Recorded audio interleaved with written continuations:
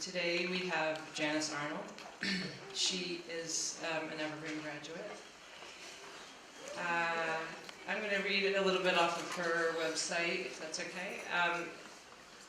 This is a quote from her. "The current high-tech world with its synthetic surroundings has taken us far from the natural world and our historic traditions of making things by hand.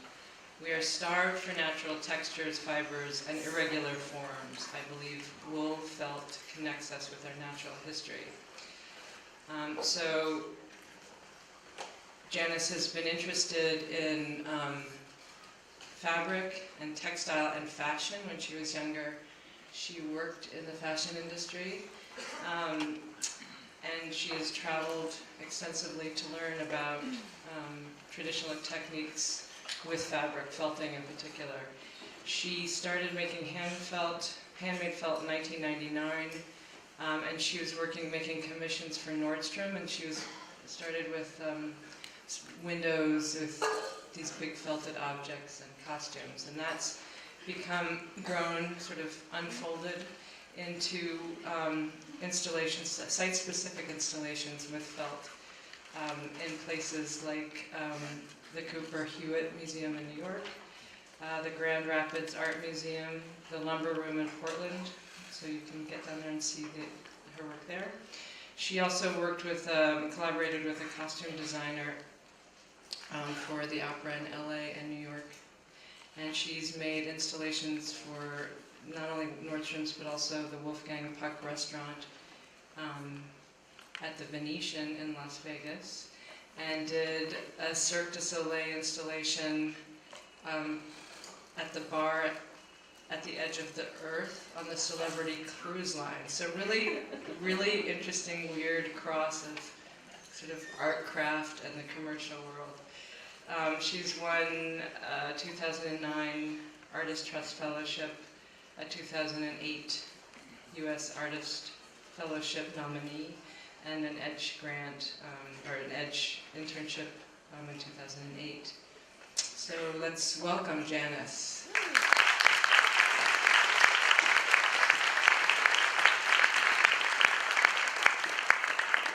Thank you, Shah, and thank you all of you for being here and making the trek at lunchtime.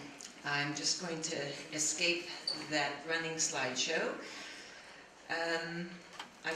Because I'm not able to show you all of my projects and dissect them like I will be doing the Palace Yurt, I thought it would be interesting for you to see the pieces before I start talking.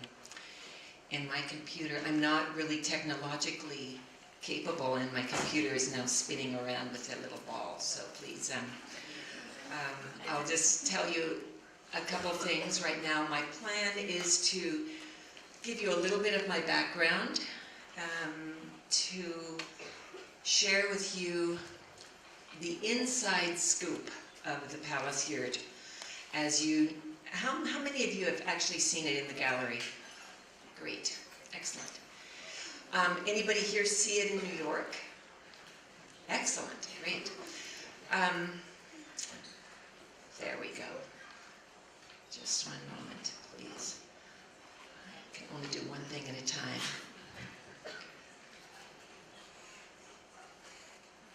Hey, okay. So I will focus mostly on the Palace here, deconstructed and basically dissect it from where you've seen it there. And also then move on to a couple other pieces, one at the Grand Rapids Art Museum and one for the Gates Foundation, trying to give you a span of experience from my perspective as what's involved in doing this kind of work, be it museum work that is commissioned, museum work that you propose, a commercial piece that you collaborate with. Those are all different aspects of the world, no matter what your discipline is. There's always many variations on a theme.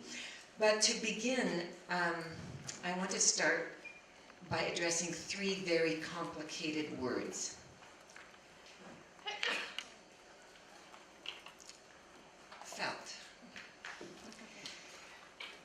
this is one of the most misunderstood words, I think, in the universe, but it is also a universe in itself. And in deconstructing this and talking about it, I want to try to explain the fact that one of the questions I dread is when someone says, "What do you do?"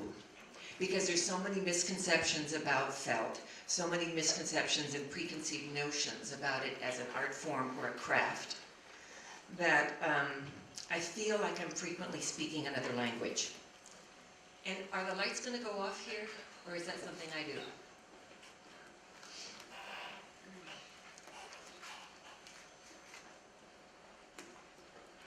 There, that's a little better. So I was listening to Angela Ahrens, who is the new Senior Vice President of the Apple Retail Division. Very inspirational woman. It's the highest woman in the Apple Corporation. And she said, the universal language is not text or email or even spoken. It's felt. And I thought, oh my God, this woman speaks my language. And then I realized that she was talking about something else. She was talking about the feeling, but that's also part of felt.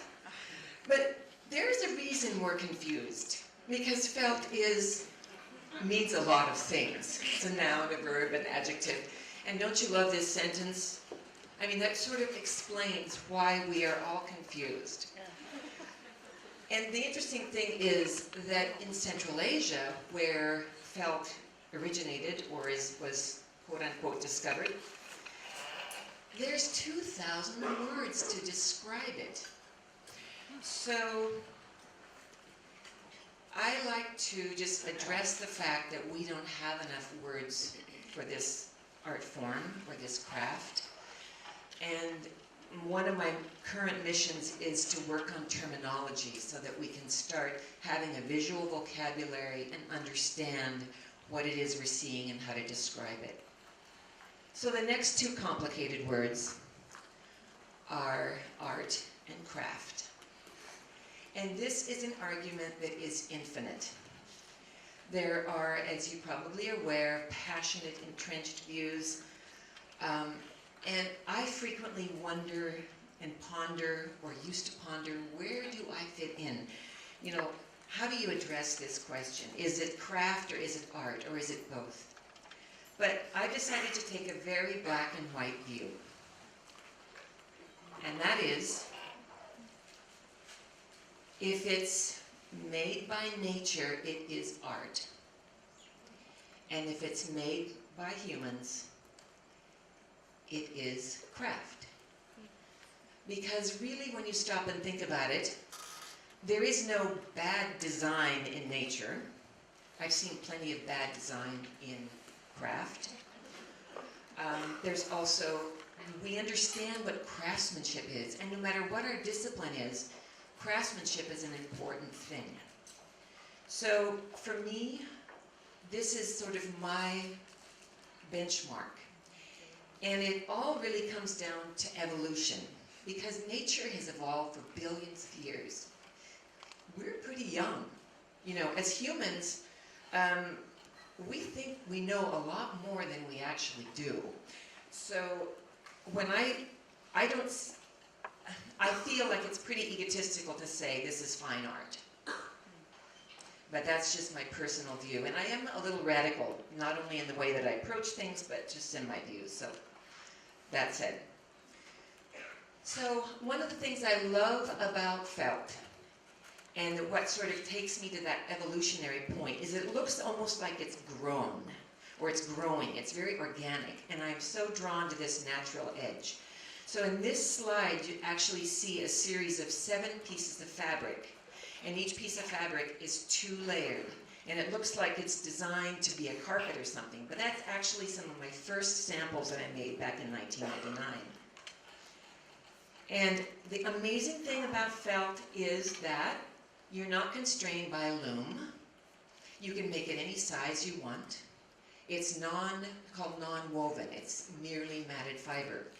So I've taken this form over the years to a real extreme, and developed ways of making new textures, new surfaces that are almost otherworldly, or evolved to be something that looks really old. So in doing that path of going from learning this tradition, this very ancient tradition, to a place crossing boundaries that nobody's crossed before in this material, I've made a lot of mistakes. I'm self-educated. Nobody taught me how to make felt. And I've learned from my successes and my mistakes. And actually my mistakes are the things that have guided me more than anything. I grew up with a father who always gave me a lot of aphorisms or quotes that I would live by. And this is one of my favorites. Because the way we look at how we work, the way we look at how we live, completely determines how the outcome is. In every single situation, we have two ways to look at it. Black and white, positive or negative, yin and yang, or I love it or I hate it. But how you look at it will define your next step.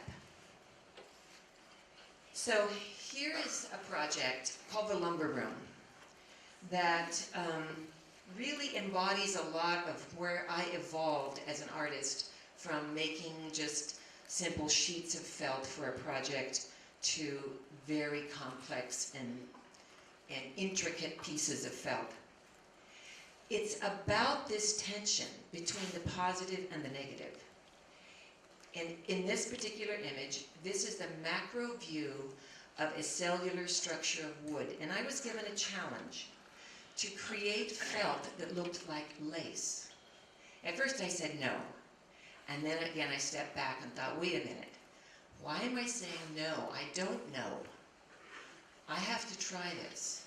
And it took me 2 years to develop this fabric. And it's within that thick and thin spots that it really speaks to me as an artist that this is where we all reside. We can choose to either be discouraged in what we're working on, or we can choose to move on. And that's where I profoundly think that all of us are alike. I thought about speaking in front of a class of mostly students, and I realized when we start a project, we're at the same place. We're at the unknown, and we're heading to the known. We don't know this number of steps in between. We don't know how hard it's going to be, but we have to try.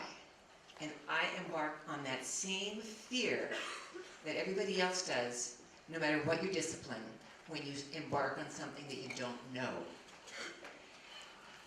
And this is, again, from my father's drawing room. He was a cartographer. And I'll give you a minute so you can read it.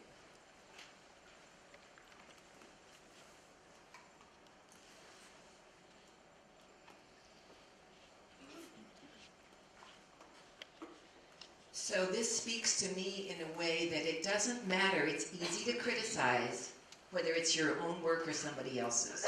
But to actually do the work, that is, and whether you succeed or fail, that is what it's all about. So my background is a very simple one. My father was a cartographer, and I lived in a black and white world. And looking at you guys, I feel like maybe it was the Dark Ages. But on this image is a negative version of my father's maps. And this was during the time that in order to get a positive print, you had to go through this negative process. And so I'm very drawn, and always have been very drawn to this black and white world. I was the youngest of 4 kids, and really didn't have any toys. I was given tools, and I learned how to sew because I was altering my sister's clothes. And if I wanted to make something, I had to figure it out on my own. And the other interesting thing is, because my father was an engineer by day and a cartographer by night, on the weekends we went on family trips in which we were surveying roads. So from the time I could walk, I was holding the surveyor's tape and measuring roads, and I would go back home, sit on his lap as he translated those measurements onto the map. And I always wondered, like, dawned on me 5 years ago, where did I get, doesn't everybody see the world in landscapes, and like, can't they figure out how to calculate shrinkage on felt? How did I get this sense of scale? And I realized this was the gift of, by osmosis, learning this translation from the macro to the micro. And I have to say, I have not always considered myself an artist. I've been a maker. I can make things. And I learned early on that actually we hold the greatest tool right here connected to our body. It's not a computer, it doesn't eat batteries. And we draw our own map. We create our own destiny through that. And so from the time that I graduated from Evergreen until I started doing large-scale projects, I was self-employed, and I did really kind of crummy stuff. I made a lot of tablecloths for Nordstrom. I made hundreds of aprons. I made, I don't know how many thousands of ornaments, all for the visual merchandising department. And in that, I had a choice to be really bummed out or to be very thankful that I was learning about quality and stitching and delivery. And I learned a tremendous amount of things through that. In 1999, I had, by this point, worked at Nordstrom, left Nordstrom being sort of sick of the corporate world, and they came to me and said, we want to do art in the windows, and we want to do it out of felt. I had never made a piece of felt in my life. They wanted to demonstrate the shapes of fall in this material that was industrial. And I looked at the color palette and thought, this has got to be crazy. I think you can make handmade felt. I think you can get any color you want. And they were very intrigued. Samples led to more samples. And I found myself with this attitude that I had been raised with. It's not, can I do it? It's how can I do it? Because what this translated into was more than 1,500 square yards of handmade felt in about 4 different colors. The scale was immense. I had a 3-month lead time. It's sort of like a bad reality show. You know, I called every felt maker that I knew in the country and said, you know, I need to make 1,500 square yards of handmade felt in the next 3 months. And there would be this dead silence on the other end of the phone. Like, are you crazy? It seemed as though the only culture, the only place, the only people that knew how to make large pieces of felt were the nomads. And so I embarked on this journey to start to learn about it, because I didn't have a lot of time, but I knew that tradition existed, and it opened up a whole new world. Only I didn't have a camel or a horse, but I had a car.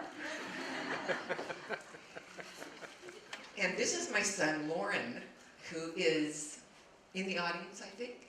He was 10 years old here, helping me felt the first 1,200 square yards of handmade felt. And I call these very romantically now the camel and the nomad days. Because basically, with the help of family and friends and my son's buff young friends, I pulled this project together.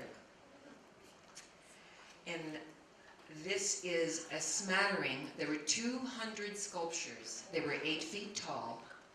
made out of handmade felt. And just to give you a sense of that scale, there would be a container that would come to my studio, we would fill it up, they would take it away and drop another container. And this went on for about a week. So by the end of this project, I felt that I was pretty fluent in this language of wool and the universe of felt. And actually, it's an ancient language, and that's why the Central Asians have 2,000 words for felt. Most people don't realize that much of the Renaissance was funded by the wool trade, and that our stock exchange was actually a model of the wool exchange in England that funded and brought the wealth to England for over 700 years.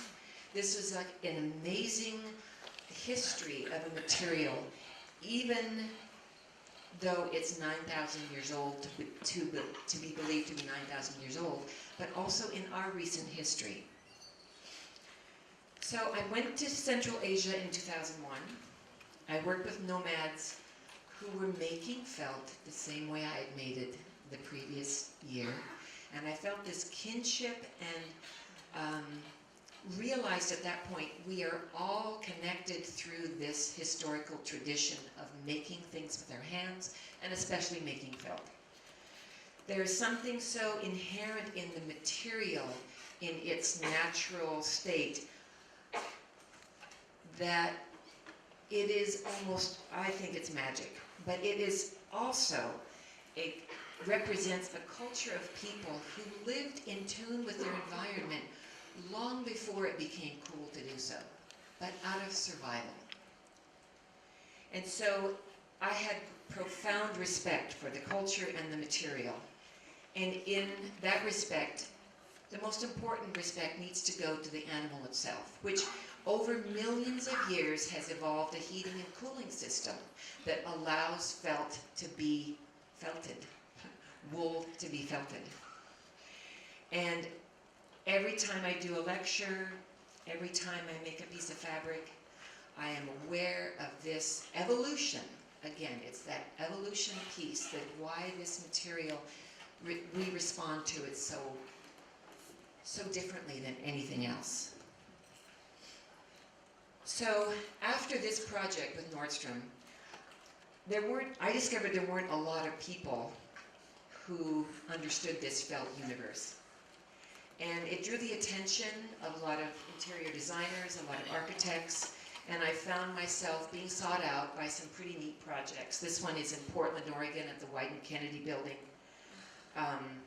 And Patrick Doherty had been commissioned to do a giant nest that actually hangs 6 stories up in their building, and I was asked to create fabric for their sofa.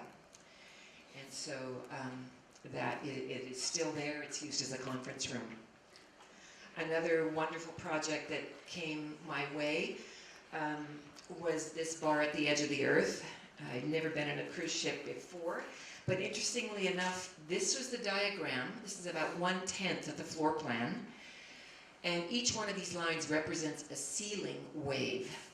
And interestingly enough, it looks like a map, so I understood it from the topographical point of view, but also in installation, it made sense as far as being able to read those diagrams. And interestingly enough, I started out with this project as a material supplier. That's what I thought. And that is a story in itself. It's another one of these complicated projects that could be dissected just like the palace yurt. But it's quite a sordid tale, I'll tell you. One of the things I learned is that opportunities never come when you feel ready for them. So, just to give you a little brief synopsis of the project, I showed up, there was over 1.5 miles of fabric that I made for each ship. And we did everything from the ceiling installation to curtain fabric to tent fabric to furniture. And I, on my own dime, said, I want to just show up and make sure things look right, because they had told me they had a crew of people who were going to sew everything.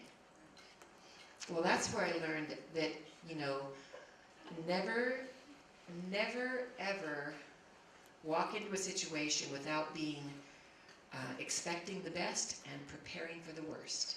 Because what was I thought was going to be a 3-day trip ended up to be 3 weeks.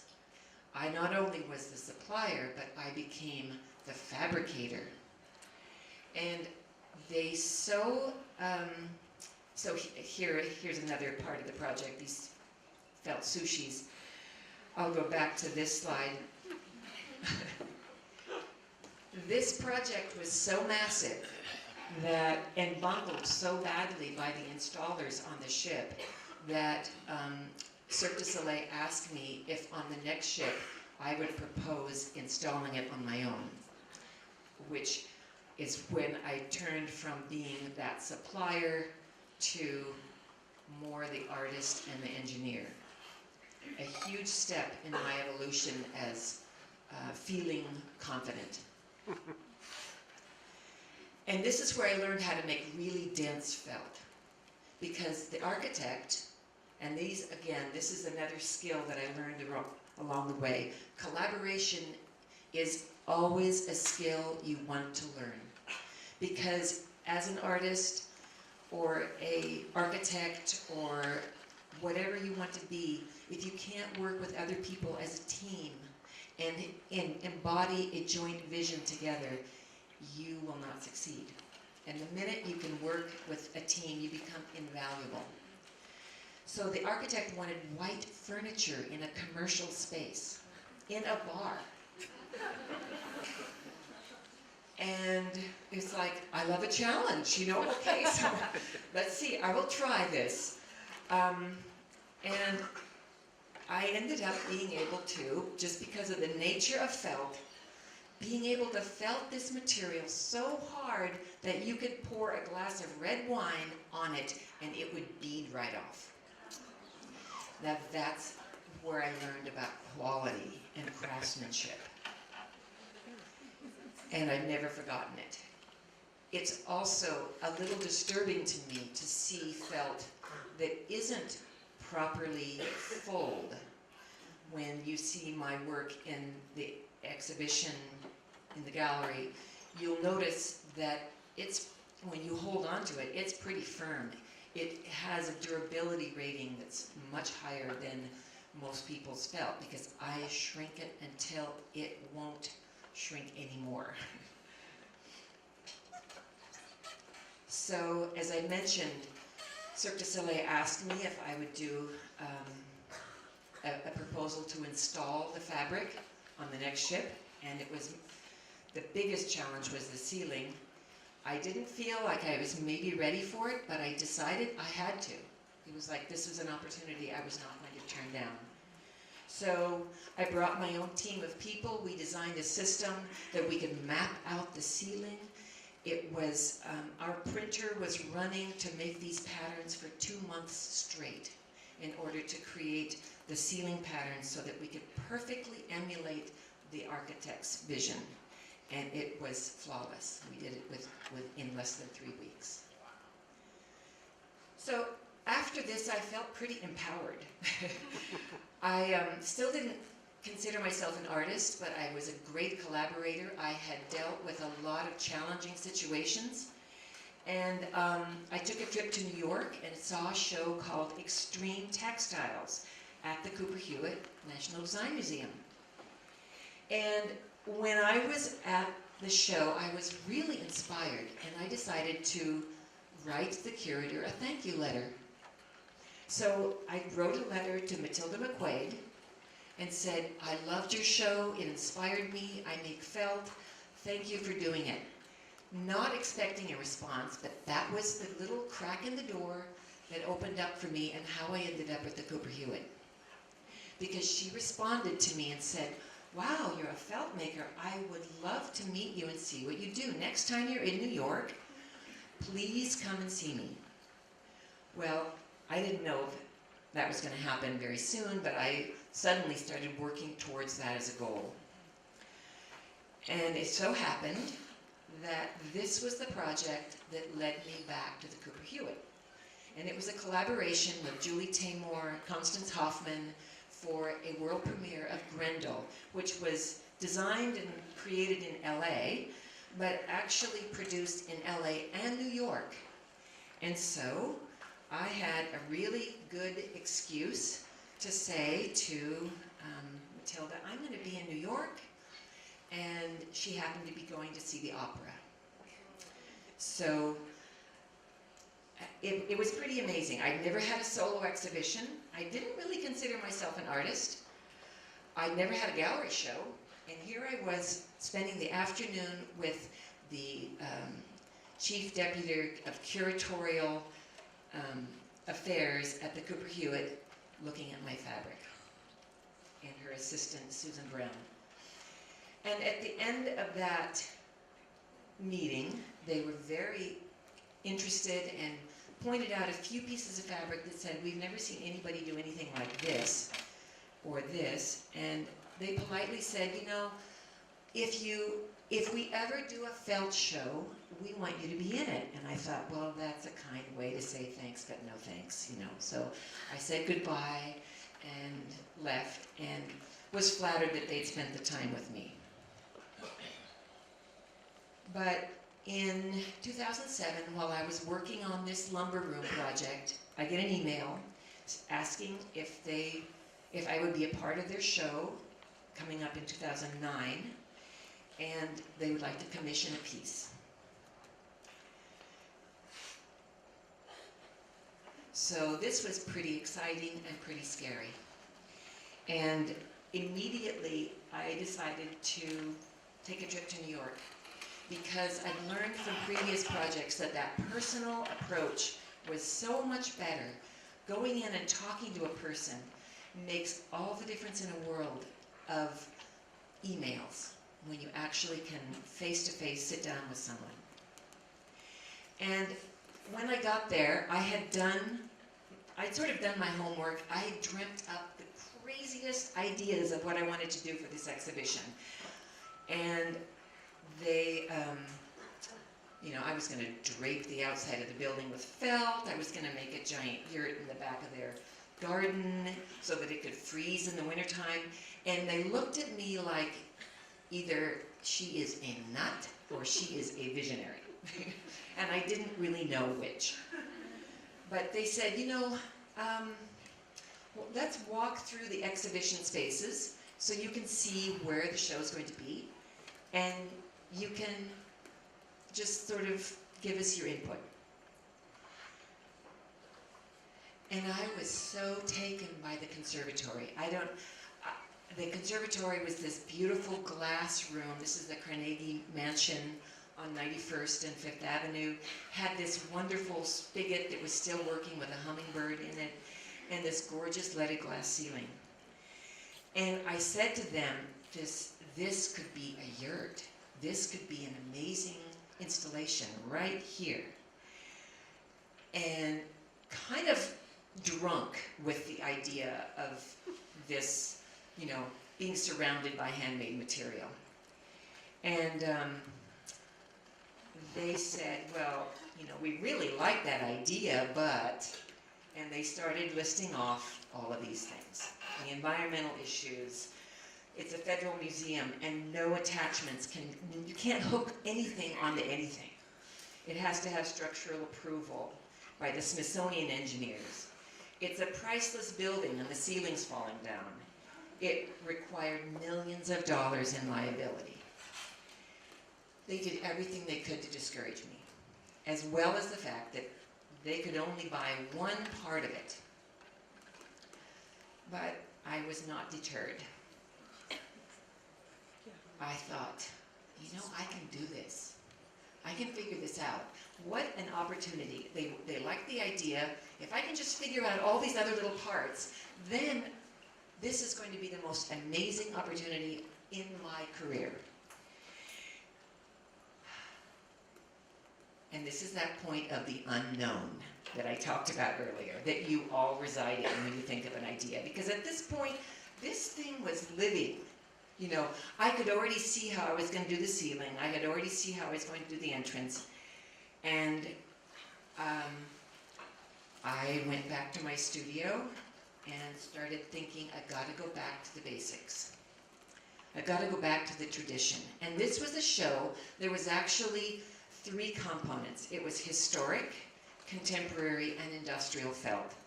So my piece really fit beautifully within that, in that it would honor the historic tradition, but also take it to a level of contemporary art that hadn't been done before. And so I started my research in 2008. I started early 2008, started my research and developed a mission statement. I started reading more and more about the felt tradition and how it was pivotal to the survival of our species to have personal tents. So this material allowed people to be out in these elements. It allowed us to leave the caves and to move into areas where there was no protection. And it was a time, a very pivotal time, when animals were not just seen for food, but as a part of life, both domestic and a renewable resource, which was their wool. And I also discovered and learned about the fact that the yurt actually started more like a form, almost like what we are used to seeing as a teepee. And it evolved through this conical shape and lifted up. And this intimate connection between the yurt and the forces of nature, coupled with the basics of survival, really led, I think, is a pivotal time in our history.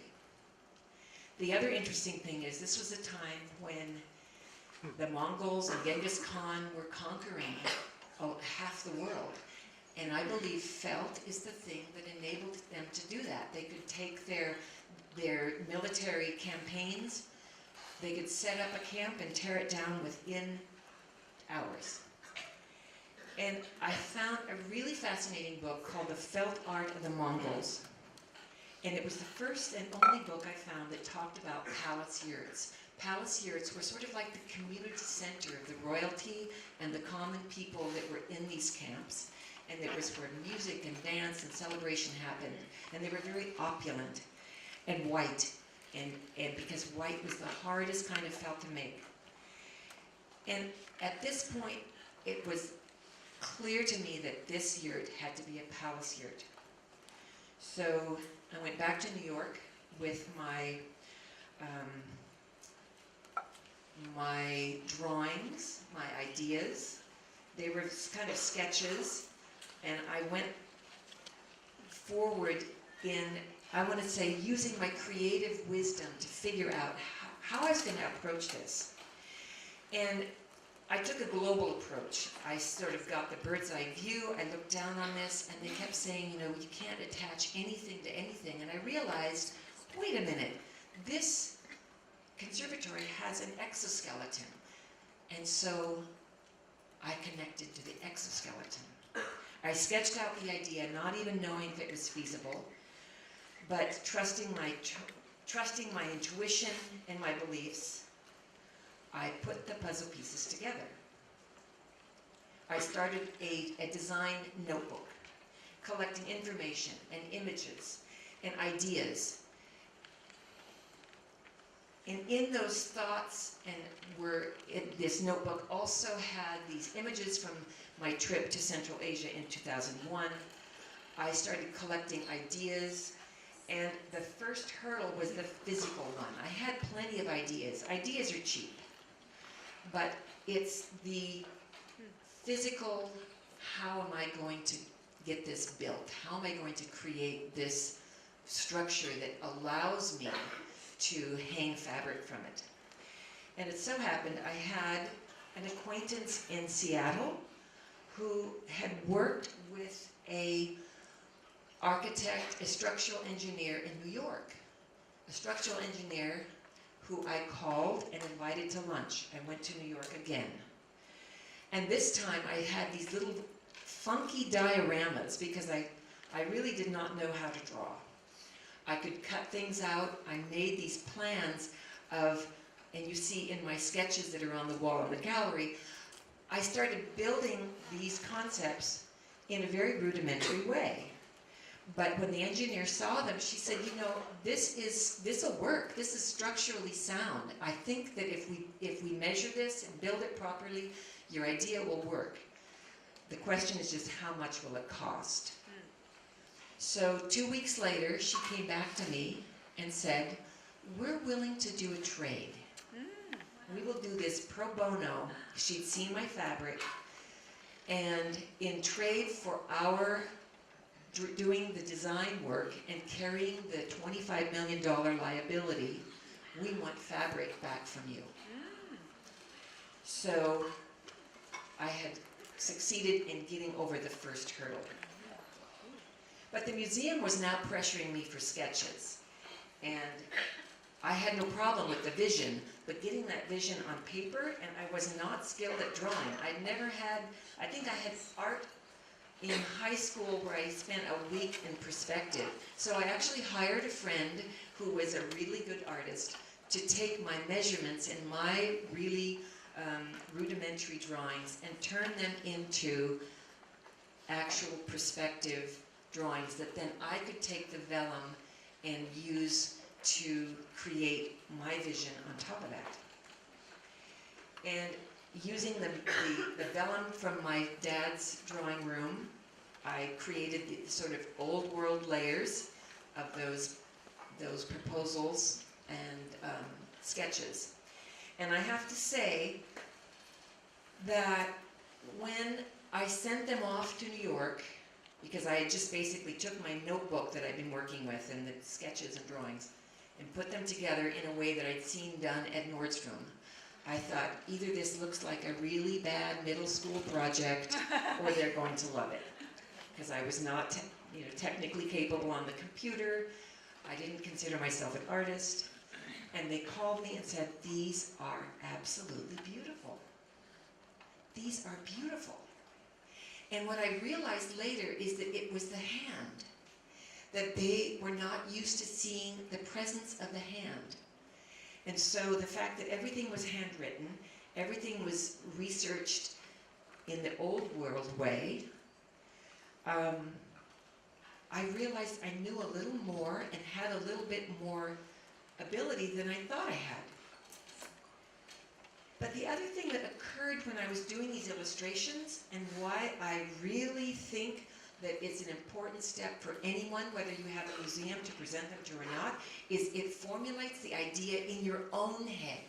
Because if you can't communicate it to somebody else, anybody else, then you can't do that project.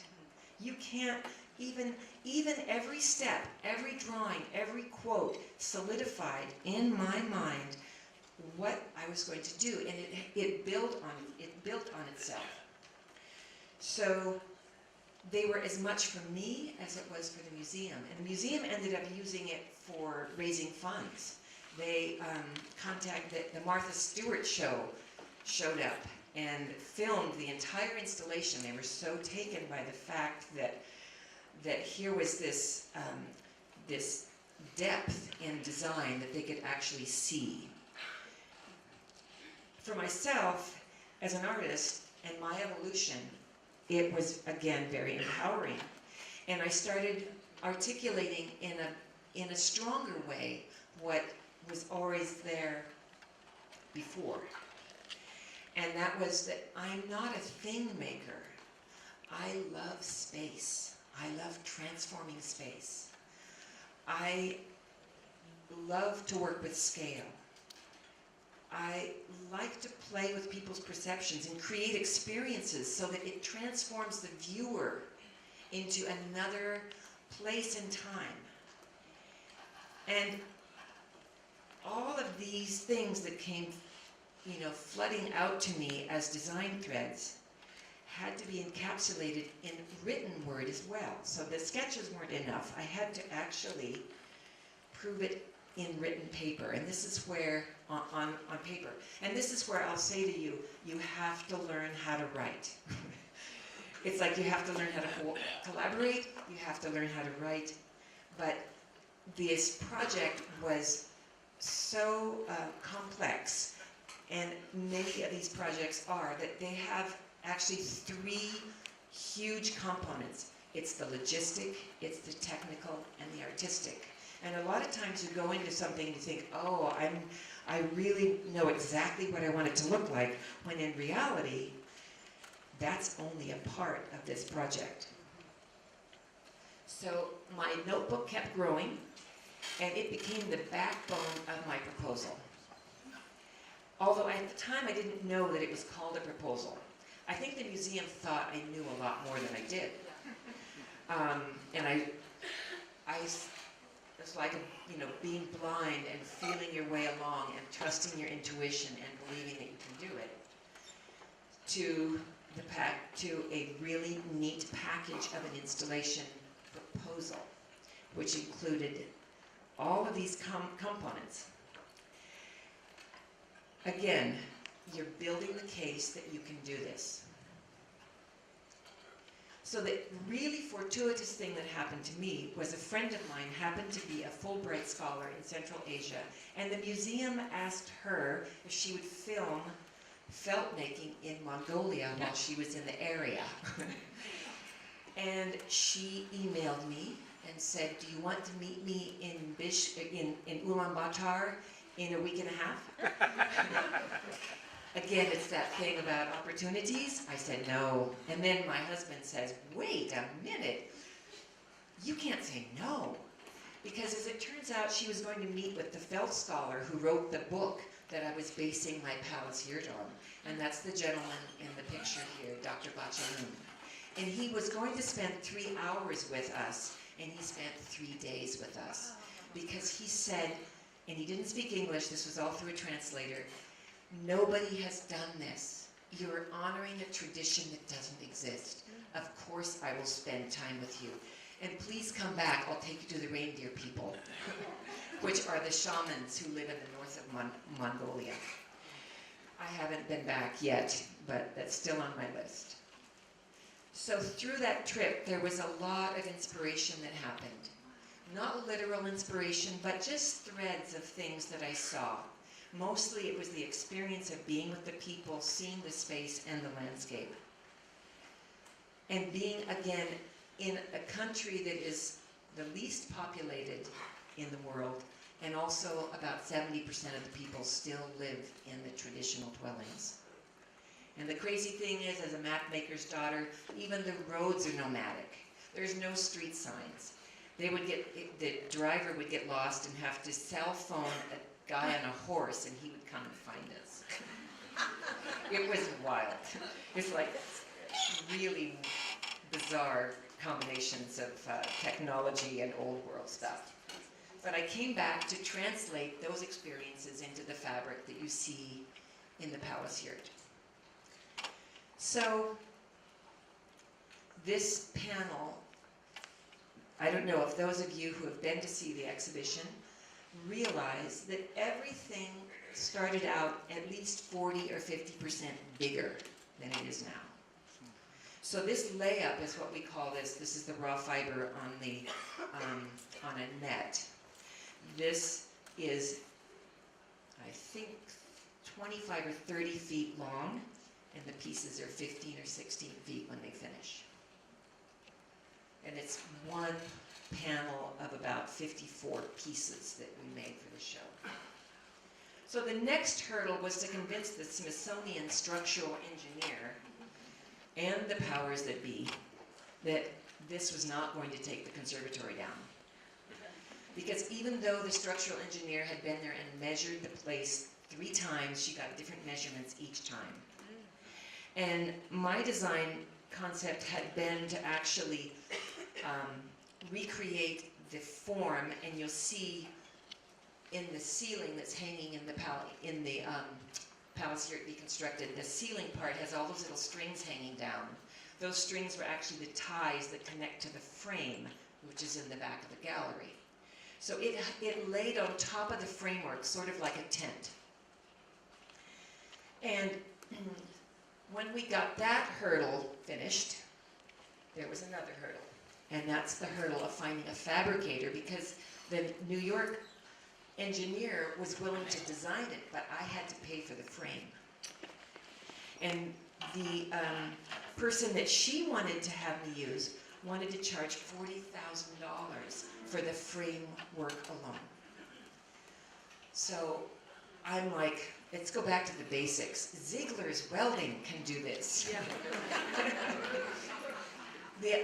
The problem is that Ziegler's didn't have a website, and KPFF engineers do not want to carry liability for $25 million if they don't think the framework is going to hold up. And everything that they ask for is sort of an anticlimactic story, because you're seeing them build it here now, aren't you? But everything they ask for, Ziegler's couldn't give them. And it put me behind almost 2 months. So my timeline that I had presented to the museum was out the window. But finally, with the help of a structural engineer in Seattle, we got the drawings done so that they were satisfied that this would be built to spec and it wouldn't fall down. And about 1 or 2 days before this was supposed to ship, the frame was done. I'll go into that a little bit later.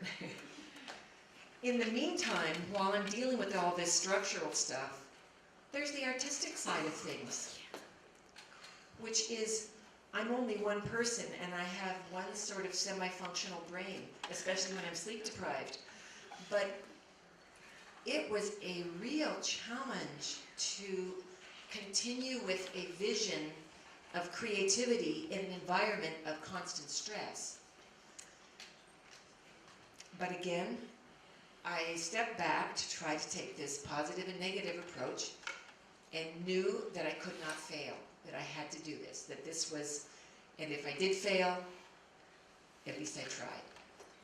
So this piece, this is a piece that actually is the entrance arch, called the English Arch, and that is hanging in the window of the gallery.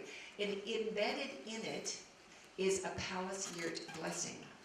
And so it's very obvious now that the metal has actually tarnished, but I cut out letters and felted them within there's about 3 layers of materials, of raw materials that allow that blessing to be embedded. So it doesn't jump out at you, but it's there.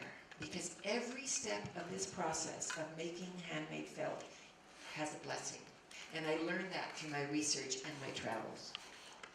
The other thing that was important to me was to have some of the fabric look distressed. So you'll notice in the exhibition, there's a lot of pieces that are sort of ripped and torn and pulled apart. That's quite intentional.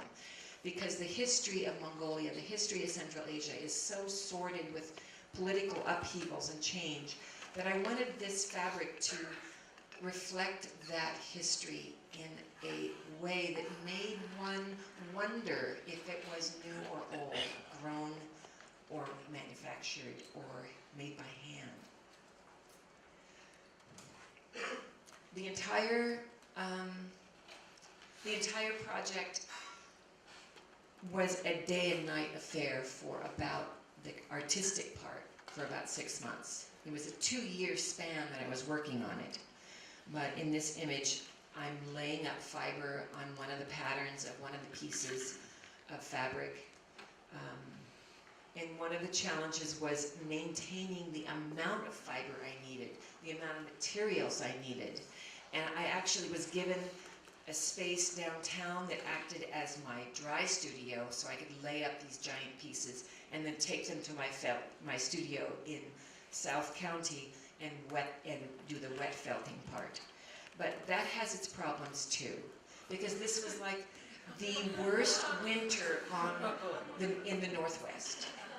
And we lost another 3 weeks. And I work outside. We felt outside. And here's my felting tent in the beginning of the storm, and here's my felting tent at the end of the storm. But you have to keep going. And you have to try to see the positive side of it. So, long story short, the frame got powder coated. It got delivered 2 days before it's supposed to ship.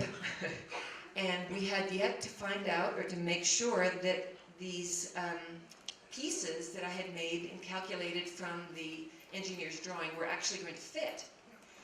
And they all had to be hand-stitched together. It was sort of like making a wedding dress for an elephant, you know. No clue how to do it, and there's no directions. But we managed to get all the parts together, and those are the pieces you see hanging in a very different way in our gallery here. And the next hurdle was to stay on time with making the felt, stay on time with all the other logistical issues that were happening, and manage these two studios at the same time. And this is where I want to thank, are there any people who worked with me on this project here? I saw one person. Is there anybody else here who worked on Pat? Yeah. I want to thank the people who volunteered their time to this mission and my vision, because it's not always easy, and it's very experimental. And my assistants would frequently become very frustrated with me because they said, what's the next step? And honestly, I didn't always know, because I was pushing the limit to a point that I was listening to the voice of the material a lot of the times. And that's a little frustrating as you're a studio assistant. So the hurdle for me was listening to the voice in the midst of chaos. And it really forced me to have a strong constitution and practice of focus, something we can always improve on. So this is that beautiful space I had. It's more like an aircraft hangar than anything else. It's down on the waterfront that I was able to use for 6 months. And the day before it was going to ship, I had to load test it, because you don't want to make mistakes with the Cooper Hewitt, or any museum for that matter. You need to know that your theory is going to work. This was the first time I'd been able to put the fabric on the Palace Yurt frame, and I don't even have a picture of it hanging, because it was such a fast affair. But we lifted it up by these 2 points with 2 genie lifts to make sure that it all hung together. And the next stop was New York. FedEx picked up the material and the frame. I had a custom frame made for the crate, a crate made for the frame, because I knew if any of those pieces bent, I wouldn't be able to use it. And it was in New York the next day. So the installation process itself was another amazing experience, and learning diplomacy during the installation. I thought it was done when I dealt with, you know, the arguments between the fabricator and the architect, but it had just begun, because the architect or engineer in New York did not like the way the Cooper Hewitt was going to hang it. And they eventually told her that they were in charge and she was done. And she said, but I'm holding the liability, and I'm going to tell you you can't hang it. And she eventually walked away, and I was worried that she was going to make a call and close the show down. But she didn't. So the next step was to get it lifted up into this perfectly formed dome and hope that it fit. Well, it got stuck.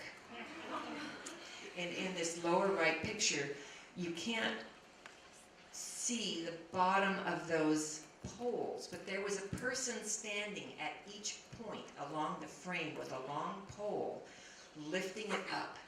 And it splayed the framework just enough that it wouldn't fit into the spot, and actually got stuck on one corner. And so the director of exhibitions said to me at 5 o'clock, if we can't unstick this frame by 10 o'clock tomorrow morning, I'm going to take a hacksaw and take it down. So I hope you have plan B. Luckily, I did have plan B. I didn't want to do it, but it's basically the way you see it hung here in the gallery, where it's suspended by points instead of a framework. But the next morning, we got it unstuck and started putting the fabric on. So this piece is that English arch. As you see in our gallery, it's a little shorter ceiling, so I will talk about the challenges with hanging something that's designed for one space into another space. But here's the palace here at Blessing.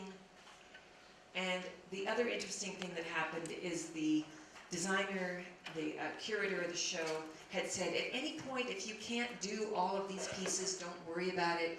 Just cross them off the list because you're already like way over the top with all the things you've done. But I got to New York, I crossed off the entrance canopy, and she walks into the hallway where it was going to hang, and she says, I can hardly wait to see this piece, because this is such an ugly ceiling. Well, I hadn't made it. I'd made the sample, and I flew back from New York on a Friday night at 5 o'clock and worked with my assistant, Emma Isle, all weekend long to lay it up, and then she proceeded on her own to felt it the following week and shipped it to New York wet. And speaking of wet, this little hummingbird faucet is my homage to water. And every single installation that I have done, I have an homage to water. In the gallery, you've probably noticed that stream of water. Without water, we don't exist. Without water, felt doesn't exist. Without water, it's essential to our life. So it is part of my honoring that I include that. So this is the drawing of the piece that the Cooper Hewitt ended up buying for their permanent collection. And this is the piece, the only one missing in the gallery show that they purchased.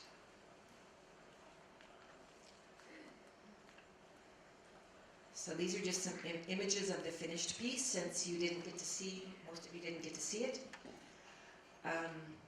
It's difficult to get a sense of scale, but the phenomenal part is that the museum had record attendance, and they kept saying, people keep coming back. This is really rare because our museum is the only Smithsonian that you have to pay to get into.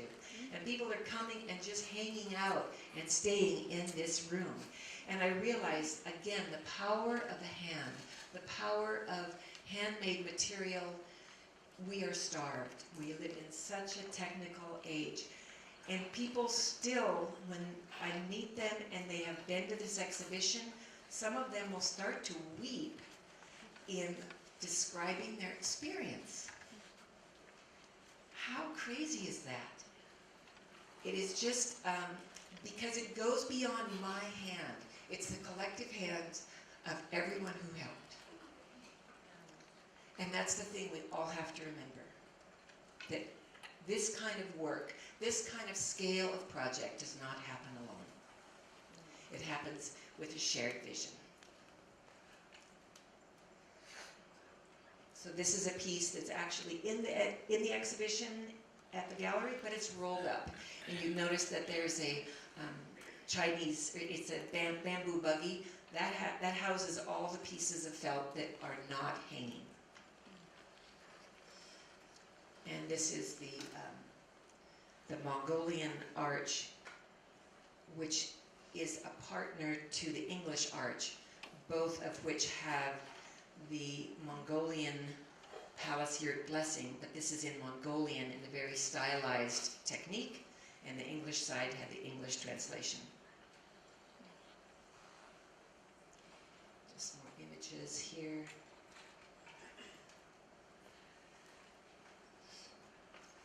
And the only time that this was really visible at night was at the opening, and they had built a separate set of lights so that all the fabric just really glowed and was illuminated like a luminarium, and from the outside, this is what it looked like. And the crazy part is, at one point I said, wouldn't it be cool if this ended up in the New York Times? You know, I was like dreaming about it. And then it ends up in the New York Times, above the fold, in this phenomenal photograph that really embodies the essence of the light reactive quality. Because you can, as a designer and artist, you can envision your picture of the fabric and how it's going to look, but when you're in a space that has naturally evolving light throughout the day, it takes on a life of its own. And that's why I really don't feel like I own this piece, because it is part and parcel to the environment that it's in, and what each person brings to it, and what each person who made it gave to it.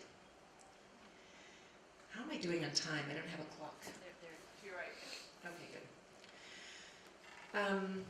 So I'm going to step now into the challenges that occurred with having this piece here at a small gallery. Because clearly I designed it for a big space. I designed it specifically called a site-specific piece, but I knew it was going to travel, and I'd hoped it would travel. But I really had not unpacked anything until this exhibition. And it was a little daunting to walk into this very clinical space, no natural light. And how am I going to approach this? How am I going to honor this piece that had another life that was so different than the life it's going to have here? And the way that I wanted to hang things was directly from the ceiling, and that was really breaking a lot of boundaries that the gallery had ever even considered. So there was a lot of negotiation, again, there, and proving myself and making sure that all the facilities people were happy, just not unlike what had happened at the Smithsonian. And here is everything packed up. This is how small that piece is. It weighed a total of 330 pounds, and 110 of that was the frame. And it packs up very small. And part of my work in honoring the tradition of the nomadic people is everything is flexible, it's mobile, it honors that tradition of our lives and how we're constantly changing. Things were in very small boxes, they came unrolled. I inventoried every piece and measured it again, just so that I had a catalog of it, because it hadn't been done in New York. And I found the little hole in one of the cement columns that a friend of mine put a faucet in. And then these are just some images of, again, my vision originally had been to hang, if I couldn't use the frame, to hang it from points and strings to the ceiling. And this was the result. A lot of the pieces had to be altered and not cut, but just renovated for this different kind of installation, which took a lot of time. And the beauty of doing it over the summer was that I had one day a week that I could come and contemplate and very mindfully pay attention to how I wanted to hang things. Because I was convinced that I wanted to see the pieces respected as individual works, but also to honor their collective whole. And that took some work. It had to only occur being in the space. And here I just want to thank Bob Isle, who is taking photographs and documented. He's the one that did the time-lapse video in the exhibition. And I encourage you all to just take a little time and watch those 3 videos, because they're an education in themselves and will help you really appreciate the details of the process. I've kind of not gone into process at all, because I wanted to focus more on proposal and articulate the background information that you wouldn't necessarily see in the show. The rocks, as part of the installation, evolved again as a necessity, but also this grounding of the pieces.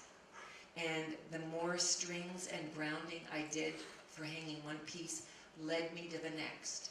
And so what I love about the way the ceiling is hung now is it is actually has a sacred space created by these thin lines. And the thin lines are very symbolic in how tenuous the project was and will continue to be. And also how tenuous life is. And how we are connected in a very finite way to much bigger things. So the last part that I decided, again, wanting to take an organic work of art and put it into a gallery and not have it feel incongruous, I remembered these reed screens that were used in Central Asia. And actually, the reed screens are used to make the felt. So what you're seeing here is a reed screen being woven. It's a stand-up loom with the rocks holding the warp. And so the women would put a new reed screen and switch the stones. And when I saw the gallery windows, I thought this would be a fabulous way to again evoke the sense of water and the river and this organic, wild quality that this yurt comes from. And so I experimented with creating a pattern, a very symbolic, everlasting life pattern in collected reeds from the Chehalis River and started wrapping reeds with the help of students to see if we could create a screen for that purpose. And it was quite a complex process. The loom was very simple, but the wrapping of the reed within the pattern to get this regular pattern was quite tricky. And we all learned a lot, but took much longer than we had anticipated. But we devised systems along the way for how we would get the pattern straight. And here's our loom at 2x4 with 2 sawhorses and 2 students who are weaving. The weaving part went fast, the wrapping part was quite slow. And then you've all seen the result. And the reason that there's only one panel with that design on it is because it took about 2 weeks to get to that point. And then we had reeds for the rest of them, so we just wove the reeds. And I think they have their natural beauty in that regard. Again, just demonstrating this very simple form that takes us to another place that's in the future and the past. So, if you're interested, we can stop here and you can ask me questions. We can turn up the lights. I have other projects that we can flip through, but I don't want to babble through your time to ask me questions. I will do a brief, I'll be in the gallery after this talk and can answer on-site questions, but do you want to turn the lights up for a minute and we'll just see if anybody has a question? I'm doing a sort of a monologue here. I guess I have.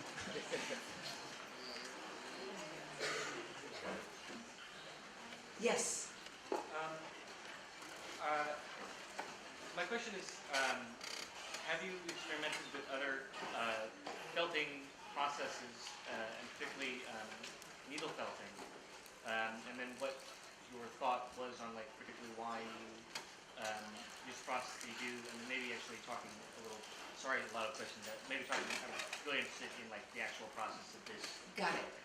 Okay, so the question was, have I experimented with other processes for making felt, such as needle felting? And the answer to that is I am constantly reinventing the process. So with each project, because they are so specific as to a design criteria or specifications, I will recreate the process every time.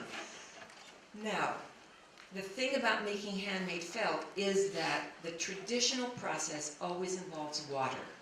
And the water actually locks, and it intertwines and locks the fibers. Needle felting is not what I consider to be true felting, because it intertwines the fibers, but it doesn't lock it. The reason there is the lock is that the fiber itself, the wool fiber, has a scale, and that scale acts almost like a porcupine quill. When you add hot water, the scales open up, you felt it, they get together, you put cold water on it, and they lock, and you cannot pull it apart. So I don't consider the needle punching process true felt. It is good for part of the process. And there's actually, in one of my videos, or one of the slide shows to follow here, there is a machine called the felt Loom that is actually making a cottage industry felt, but in my world, it's not finished until it's had that shrinkage happen. Granted, you will, depending on the project, and this is the thing, why I call felt a universe of materials, is that you really can't, I've talked to architects, oh, we've tried felt before, it just doesn't work for us.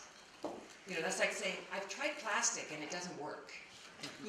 It's like, it can be anything. It's almost protoplastic, this material. It's almost protoplastic. So depending on the breed of sheep, the process that you use, the amount of time, how hard you felt it, you're going to have a huge range of what comes out. And I still feel like I am, I'm at the collegiate level of making felt. I've got a long ways to go because I'm still surprised and humbled when I have mistakes happen. But did that answer your question? Yes. Okay. Yes? I'm curious about some of your more intricate designs. If you do a pre-felt first and then lay out your diamonds or your intentional shapes are so beautiful.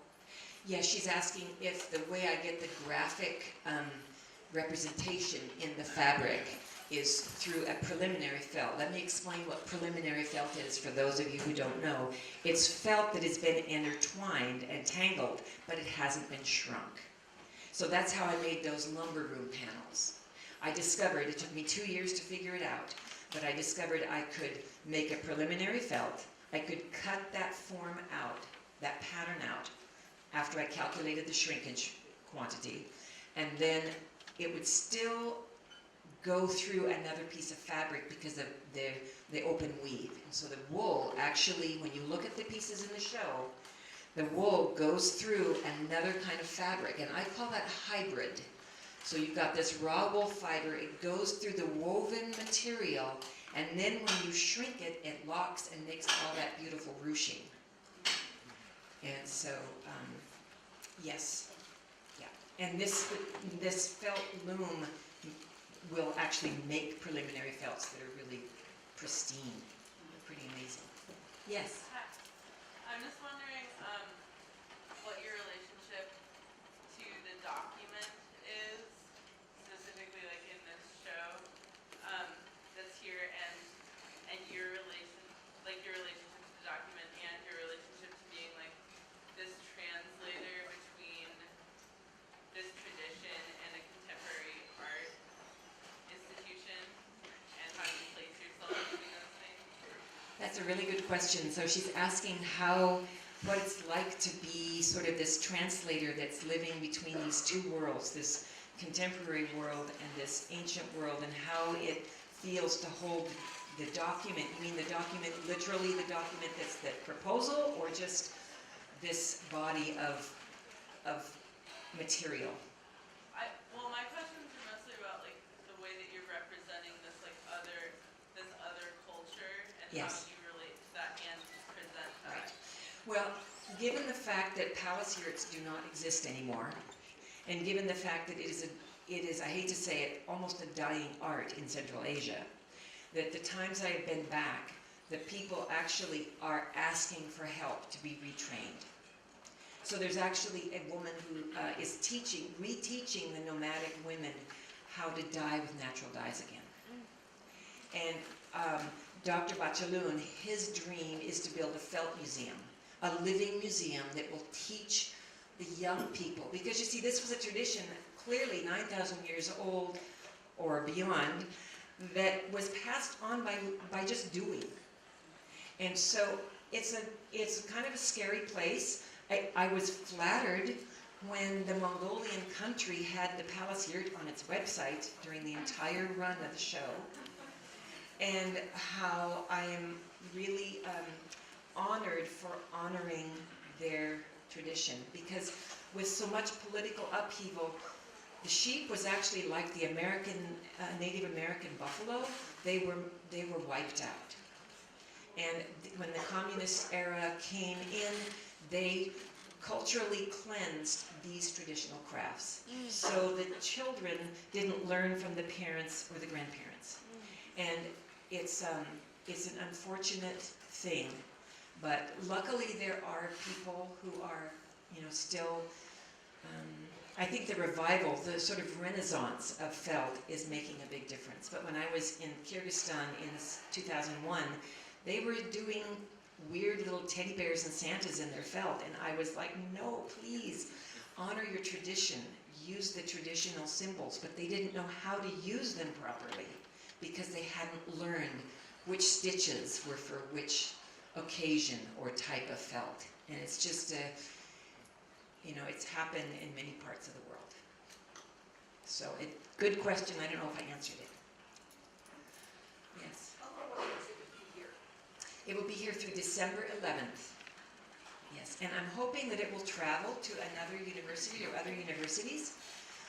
And your feedback is very welcome, because this is the first time that I have shown this in this form. And it was a little bit like, that it was clear that I wanted to have the palace yurt here. But I felt that it was a benefit to the viewer to understand the process, because it's not like I'm buying material and making an installation. Every square inch of everything is intentional. And so that, to me, was an important thing to communicate. And it's a far neater place than it is when you're working, because wool and wet and mud in the Northwest is a really messy process. But, you probably got that from watching the video. Yes? I'm curious about the letter forms in your Yes. pieces and the blessings. It's a really beautiful, organic letters. And how did that evolve? Where does that come from? Well, I did a lot of experimentation. So again, I'm a sampler from the get-go. I probably did 20 different types of experiments to see what spoke to me as far as the right process. And so within the English arch, that's a metallic organza. That again, I had to calculate the shrinkage because everything shrank 40%. So the letters started out really big, and then they were embedded down in all the fiber and shrunk up. But on the Mongolian side, it's a modified couch stitch used with the scrap from the letters in the English arch. And then they're sort of stitched on using the cellular structure in the pattern itself to create parts of the letter openings. And I doubt that a Mongolian would be able to read it, but it's there. And how about the style of them? Is that just evolved from your The handwriting? style evolved from my handwriting. Yeah. Beautiful. Really Thank nice. you. Thank you. Well, I'm a cartographer's daughter. It shows. And the other thing I want you to look at when you're in the exhibition is there's a few little signs there that are hand-lettered in black ink. And those are copies of these quotes that my father left for me. And I just wanted to sort of honor them in sort of subtle ways. The other thing I want you to look at when you're there is to just consider this idea of the positive and negative space, because it is a,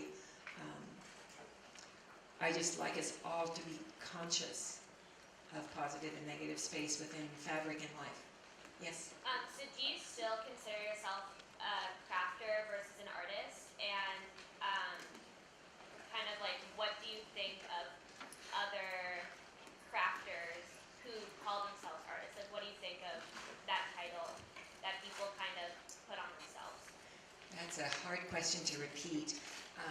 How do I think I'm an artist or a craftsperson? Like even after, because I know you said you. I do, yeah. What I make is with my hands, and it's a craft. I think that my craft has evolved to be a very high-end craft that strives to be art. So the fact that it looks organic, it's striving to be art. How I feel, I mean, I am dismayed by the fact that people are not paying as close attention to quality in their work, and they're just sort of slamming it out and thinking, this is great. And that's the other thing that I wanted to remember to say, is that one thing I am constantly doing, and we can never do enough, and that is be self-critical about our work. It's not, wow, look at this piece of felt I made, it's beautiful and perfect. I mean, you should honor the fact that you made a piece of felt, but then you want to step back and say, is this durable? Is this what I want it to be? Could I do better? Like, what would I do better next time? And be willing to take a risk and make a mistake to get it to a refined place. Because I just think I'm seeing so much artwork and craft work that is not refined, and it's that 10,000 hours thing. The more time we spend on something, then we evolve to be doing honor to that tradition. And so, start tracking hours. Yes? I have two questions. One is, why do you not consider your craft an art if all its processes and materials are organic? And secondly, was there any reason that you chose not to incorporate the function of a palacier into your exhibition? So the question is, why don't I consider, since all the work is organic and it's made by, and it's art. Sorry, would you repeat it? If all your materials and your processes are organic, Yes, in other words, natural, in right. other words, why isn't it art? Well, I think it is art in some definitions. It is definitely art. But in my black and white world, I have to make a distinction that says, if anybody makes it by hand, it's craft, and anything that's grown. But you're right, it is in both worlds, and I appreciate you pointing that out. I have a hard time saying I'm an artist. I'll just admit, that's a huge word. It's a complicated word, and so I don't like saying I'm a crafter, because that makes me sound like I'm not working to the level that I'm working, but yeah. And then the other part of your question was, I forgot already. In both exhibitions, you chose not to, or I don't know, maybe it was a restriction of the curators, but would you have wanted to have incorporated the function of the palacier? Yes, totally. I mean, in a sense, it was functioning as a palacier because it was a celebration. There was a lot of, there wasn't singing and dancing to my awareness, but or they wouldn't allow people to eat in there. But one of the things that I want to point out is the floor pads at the perimeter outline the space of the benches that were at the Cooper Hewitt. And I specifically designed bench covers so people could experience the material, because it is so important for people to have contact with that material. And also a little bit of my own product testing, so to speak. What's it like if 100,000 bums rub on this fabric? What's going to happen? And it was hardly anything happened. Thank you.